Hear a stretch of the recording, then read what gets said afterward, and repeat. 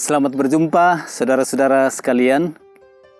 Kita bersyukur kepada Tuhan yang terus menuntun hidup kita, menyehatkan kita, dan menuntun kita setiap hari, memberi semua yang perlu dan baik, tentu saja dalam pandangan Allah. Kali ini kita berjumpa dalam renungan menghitung hari, versi YouTube nomor yang ke-11. Renungan menghitung hari menuntun kita untuk beroleh hati yang bijaksana, takut akan Tuhan, dan suka mengasihi sesama. Kita akan membaca firman Tuhan dan saya akan merenungkannya untuk saudara-saudara. Kita mohon tuntunan Roh Kudus sebelumnya. Marilah kita berdoa. Ya Roh Kudus, Engkau Allah yang menuntun seluruh dunia sampai Yesus datang kembali, dan yang juga menuntun kami semua yang bisa mengikuti renungan menghitung hari pada saat ini atau pada waktu-waktu yang akan datang. Engkaulah yang akan membuat hati kami terarah kepada firman-Mu, karena kami begitu terbatas mengerti firman Tuhan, kecuali Engkau yang menjelaskannya kepada kami. Di dalam nama Tuhan Yesus Kristus, kami berdoa. Amin.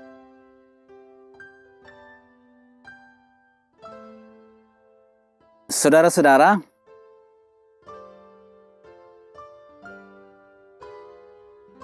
untuk renungan menghitung hari, versi YouTube nomor 11, saya akan membacakan firman Tuhan dari Kejadian pasal 41 ayat 50 sampai 52. Kejadian pasal 41 ayat 50 sampai ayat 52. Saya bacakan firman Tuhan dan saudara juga bisa membacanya di tempat masing-masing. Sebelum datang tahun kelaparan itu, lahirlah bagi Yusuf 2 orang anak laki-laki yang dilahirkan oleh Asnat, anak Potifera, imam di On. Yusuf memberi nama Manasye kepada anak sulungnya itu, sebab katanya, Allah telah membuat aku lupa sama sekali kepada kesukaranku dan kepada rumah Bapakku. Dan kepada anaknya yang kedua diberinya nama Efraim, sebab katanya, Allah membuat aku mendapat anak dalam negeri kesengsaraanku. Amin. Nah, saudara-saudara, saya ingin bertanya, tentu tidak bisa menunggu jawaban.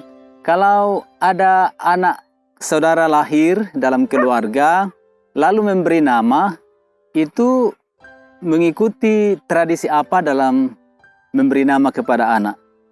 Karena orang-orang tua kita, generasi di atas saya, suka memberi nama kepada anak-anaknya berdasarkan peristiwa yang terjadi pada saat anaknya lahir. Jadi nama seperti Sabtu atau Minggu atau Duma, itu adalah nama-nama yang diberi orang tua kita di kampung berdasarkan hari kelahiran. Ada juga yang berdasarkan keadaan dalam keluarga, misalnya Sampe, ini karena beberapa anak sebelumnya lahir dan mati. Jadi kalau ada anak yang lahir lalu hidup, biasanya disebut Sampe.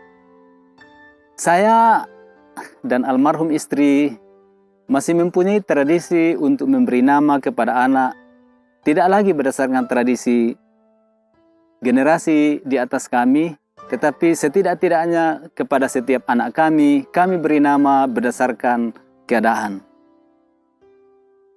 Jadi nama anak kami yang pertama Binsal, itu gabungan dari bahasa Arab bin dan Salima yang saya buat sendiri, dan itu artinya anak yang sehat. Mengapa saya pakai nama bin Sal? Oleh karena pada waktu dia lahir, saya sementara belajar bahasa Arab dan masih sangat bodoh. Jadi penggabungan yang tidak benar, saya gunakan. Bin sebetulnya harus dikatakan bin Panggalo atau bin Muhammad dan lain-lain. Tapi saya gabungkan dengan bin Salima. Salima itu adalah kata kerja yang menjadi kata sifat, itu artinya yang sehat. Jadi anak yang sehat. Terus anak kami yang kedua, Habib, dia lahir setelah saya kembali dari belajar bahasa Arab di Tunisia, dan presiden di Tunisia adalah Habib Bourguiba. Dia segenerasi dengan presiden pertama di Indonesia, proklamator kita, Bung Karno. Mereka sama-sama berjuang untuk mendirikan gerakan non-blok. Dan karena itu, untuk menyimpan sejarah perjalanan ke Tunisia, saya memberi nama kepada anak kami yang lahir sesudah itu, Habib. Dan anak kami yang ketiga, Iin Panggalo, Iin Darda Panggalo, itu untuk mengabadikan siapa penyanyi kesukaan saya dan almarhum istri saya. Kami sangat senang mendengarkan lagu-lagu Bimbo pada waktu itu, dan grup Bimbo dengan 4 orang penyanyi, satu diantaranya saudara perempuan mereka namanya Iin Parlina, dan oleh karena kalau menyanyi sangat bagus, ya kami ambil nama itu Iin untuk anak yang keempat dan untuk anak yang ketiga. Dan kemudian waktu lahir anak yang keempat, kami sebut Agimoto. Ini untuk mengatakan bahwa kelahirannya di usia hampir 40 istri saya pada waktu itu. Waktu setelah lahir, saya tanya kita kasih nama apa. Istri saya mengatakan Agimo, sambil menyatakan sebetulnya sudah lelah. Maksudnya ya ini yang terakhir sudah cukuplah. Lalu saya katakan, oh kalau begitu saya tambah to saja. Akhirnya anak kami yang keempat itu namanya Agimoto. Dan itu memang anak yang terakhir. Nah, saudara-saudara, ini pendahuluan, ilustrasi saja untuk mengatakan bahwa dalam Alkitab ribuan tahun yang lalu, kita mengenal seorang tokoh namanya Yusuf, anak Yakub. Dan dia melahirkan anak di Mesir. Dan kepada kedua anak yang lahir pada waktu itu, diberi nama berdasarkan pengalaman hidupnya. Bukan asal memberi nama kepadanya, tetapi berdasarkan pengalaman hidupnya. Pengalaman pribadi, pengalaman iman. Nah, saudara-saudara, apa yang saya baca tadi 3 ayat itu memang terjadinya dalam proses Tuhan memenuhi atau melaksanakan mimpi Fir'aun. Kita tahu bahwa mimpi Fir'aun yang diinterpretasi Yusuf dengan sangat tepat. Dikatakan ada 7 tahun pertama tahun kelimpahan, lalu ada 7 tahun kemudian itu tahun kelaparan. Dan antara tahun kelimpahan, 7 tahun kelimpahan dan 7 tahun kelaparan itulah Tuhan mengaruniakan kepada Yusuf anak melalui istrinya yaitu Asnat. Nah, di sini pentingnya kita mengerti mengapa Yusuf sampai mengatakan Manase diberi kepada anak pertamanya ini karena Allah telah membuat aku lupa sama sekali kepada kesukaranku dan kepada rumah bapakku. Kita ingat kisah sedih Yusuf di dalam keluarganya. Jadi dia memberi nama kepada anak pertama Manase untuk melestarikan, mengabadikan peristiwa di dalam hidupnya, penderitaannya, hinaannya, perendahannya, kekerasan yang dilakukan oleh saudara-saudaranya. Jadi penderitaan yang dialami di dalam rumah bapaknya itu diabadikan melalui nama Manase. Tapi menarik di sini saudara-saudara, karena dia katakan karena aku sudah lupa sama sekali. Jadi bukan berarti untuk mengabadikan kepahitan, tetapi untuk melihat bahwa Allah yang telah membuat dia lupa sama sekali terhadap penderitaan yang dialami di dalam keluarganya sendiri. Lalu anak yang kedua dia namai Efraim. Ini untuk apa? Untuk mengenang apa? Mengabadikan apa? Dia katakan, Allah membuat aku mendapat anak dalam negeri kesengsaraanku. Jadi sekarang dia berbicara, anak kedua diberi nama untuk mengabadikan apa yang Allah lakukan di dalam kehidupannya di Mesir.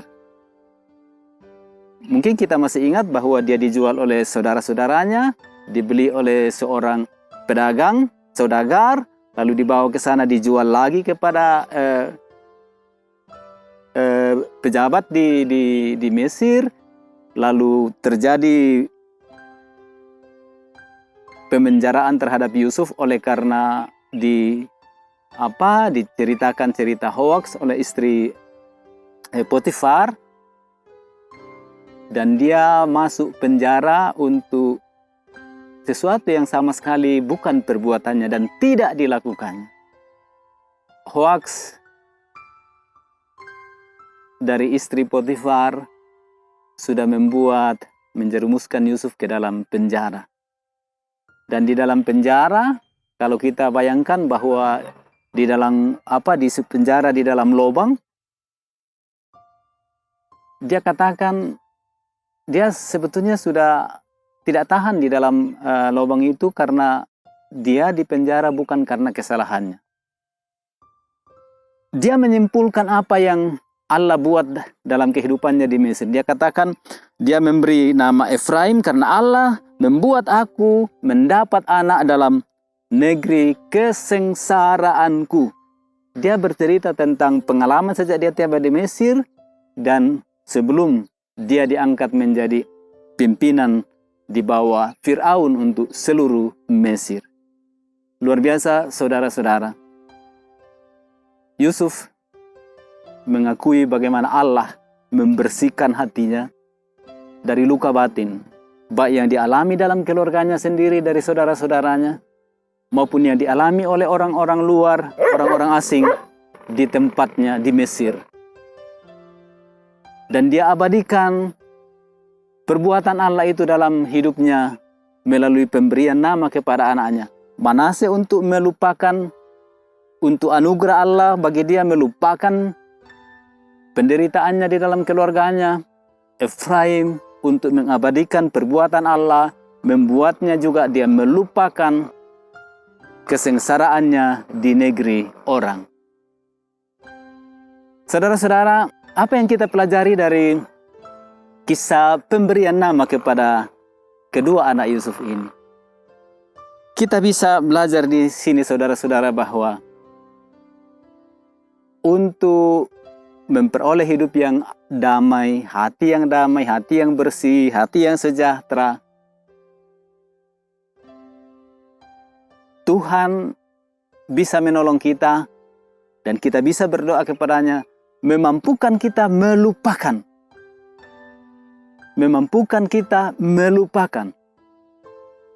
kepahitan pada masa lalu. Kita masih dalam masa-masa merayakan mensyukuri hari kemerdekaan Indonesia. Dan sangat menarik bahwa di dalam kemerdekaan ini kita sangat membutuhkan kerjasama bersama supaya negeri ini damai. Saya ingat Nelson Mandela ketika dia dipilih menjadi presiden, dan begitu banyak orang yang jahat kepadanya sebelumnya, yang memenjarakannya juga tanpa alasan yang benar. Lalu dia membangun Afrika Selatan dengan mengutamakan lupa terhadap semua yang lain, pengampunan. Afrika Selatan hanya bisa maju kalau ada pengampunan. Dan itu dia terapkan. Luar biasa dia buat. Dan dia merdeka memerintah. Dan dengan demikian kalau kita lihat ini hal-hal semacam ini, kita akan bawa ke dalam kehidupan pribadi kita sebagai orang yang beriman kepada Tuhan Yesus Kristus. Kita tahu bahwa Tuhan Yesus Kristus melalui pelayanannya, penderitaannya, kematiannya, Dia menempuh semua itu untuk membuat kita, dosa-dosa kita dilupakan Allah, diampuni Allah, supaya kita diselamatkan. Dan kita sebagai pengikut Yesus perlu belajar baik dari Yusuf maupun terutama dari Tuhan Yesus Kristus. Kedua-duanya memberi contoh dan mempraktekkannya dalam hidupnya. Pengampunan, lupakan kepahitan dari orang lain dan ampuni. Karena kalau kita bandingkan bagaimana banyaknya dosa kita kepada Allah dan Allah mengampuni kita, itulah patokan yang Allah berikan kepada kita. Lupakan, ampuni kesalahan orang kepada kita, dan kita beroleh hidup yang damai, yang sejahtera, merasa aman, merasa nyaman, oleh karena Allah membersihkan hati kita. Amin. Saudara-saudara, marilah kita mensyukuri firman Tuhan ini. Kita berdoa. Ya Roh Kudus, kami bersyukur karena firman mengingatkan kami untuk meneladani Yusuf dan menaati ajaran Yesus untuk mengampuni orang-orang yang bersalah kepada kami. Mampukan kami, ya Roh Kudus, untuk mengampuni orang walaupun orang tidak minta ampun kepada kami. Kami mampu melupakan kejahatan dan kesalahan-kesalahan orang kepada kami. Oleh karena kami pengikut Yesus. Ya Roh Kudus, Engkau akan memandu kehidupan kami untuk menjadi pengikut Yesus yang penuh ampun kepada semua orang. Dengarkanlah doa kami di dalam nama Tuhan Yesus Kristus. Amin.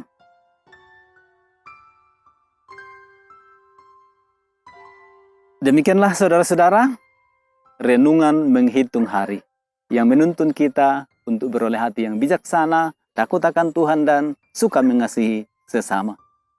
Kita akan berjumpa lagi dalam Rema versi YouTube nomor 12.